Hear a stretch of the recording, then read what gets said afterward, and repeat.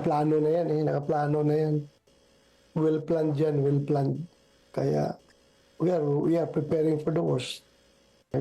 Sabi nga lang, kakapalabas lang yung text ng presidente nung araw na ito, kinabukasan, nandun na sila, nag-file na sila kaagad from the very beginning, kahit harap siya o hindi, nakaplano na yung impeachment na yan. Nakaplano na yan. Hindi man yan mag-imbestiga kung walang balak na impeachment. Plano na yan.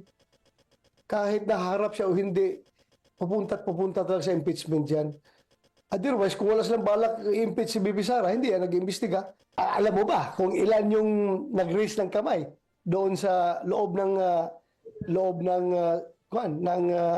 lounge namin nung tinanong kami na kung sinong gustong dagdagan yung pundo ng UBP. Alam mo, mahirap na. Baka magalit sa akin yung naggano ng kamay. Baka magalit sa akin. Basta sabihin ko sa iyo, sobra. Sobra 8. More than. Sa lounge. I will be speaking. 1, 2, both re-elections at saka hindi re-election.